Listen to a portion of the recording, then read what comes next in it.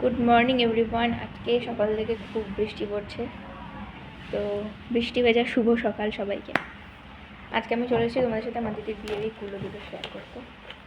দেখো এই দুটো আমি কমপ্লিট করে ফেলেছি। এটা হলো বরণ কুলো।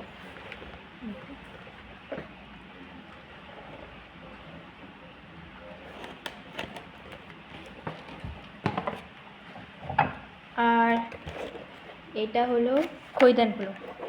মানে এটা আমি দেখেই করেছি, একজনের দেখেই করা এটা আমার।